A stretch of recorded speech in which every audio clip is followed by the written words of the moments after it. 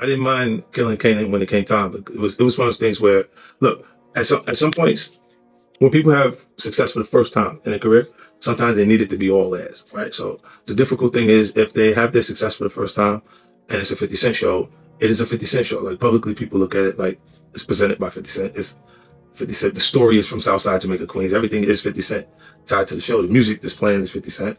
It got awkward for the writer, for the showrunner, because she felt like it was registering as a 50 Cent show instead of her show. And that turned into, it got weird with her behaviors and the things that was going on behind the scenes with her. And then it also was friction between her and Omari, because he was feeling like he was the lead and the star of the show. So she was having a problem with anybody who was leading the show because she felt like it was her show, like it was hers. And it was a show rightfully as a writer, but he is the star of the show. Omari would have died. Ghost Must Die, he would have died where Kanan died, that much earlier. She planned to kill Omari's character off right there. And I'm like, nah. 50 Cent here is what happens in real life all the time, right? People want all the credit to be theirs, particularly in the TV and film industry. People usually don't know who the writers and the producers are. People don't care. They just know the stars of the show. And because 50's name was on this and he was an actor on the show, he was one of the stars of the show. Now, obviously, Omari was the face of Power, but like 50 said, Courtney had a problem with anyone, particularly men, who were getting most of the credit for the success of the show and being recognized as the faces and the stars of the show. She ain't like that shit.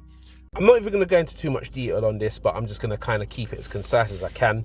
This is what happens when you're working in a field where there's creative people who have feelings towards other people because an egos get in the way. And it's like, I've even seen this myself in whether it's the acting industry, whether it's like animation, all creative industries, even art and design and all the rest of it.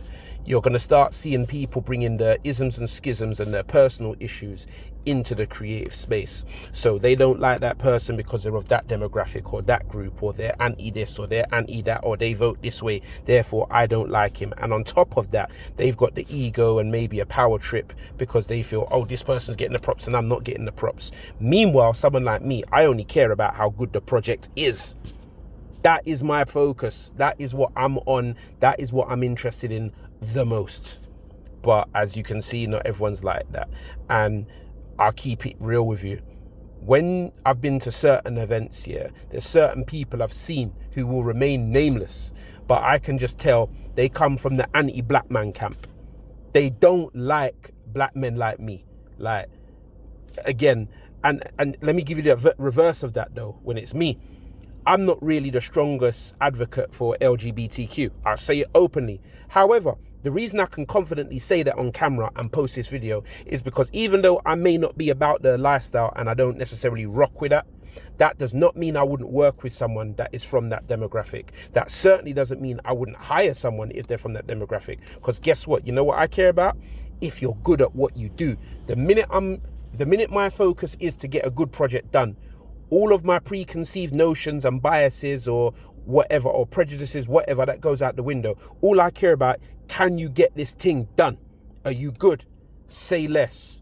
I'm not going to be trying to block you or whatever else. Furthermore, you could be from a different demographic I don't rock with, but let me find out that you was working on a project I'm on and I'm in charge and you never got paid properly. I'll be like, right, you never got your P's, yeah?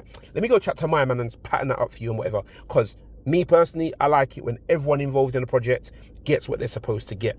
I put my feelings to the side. As you know, certain people can't do that. And I'm trying not to make it a thing where I'm chatting shit about women, but you heard it right there, bruv.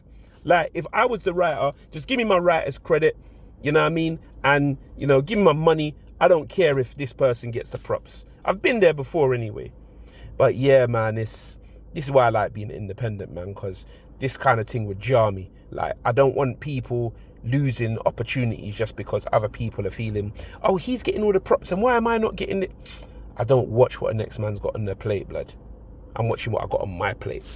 But anyway, this video inspired me to make this response and whatever. Big up my man though, and big up the series Raising Kanan and all these other shows like Power and whatnot. I just finished watching that. Big. Anyway, I'm done. Just wanted to get off my chest. 1,000 degrees Celsius, I make MCs melt. Fuck my record label, I appear courtesy of myself. Bumbo clot, I want to them die.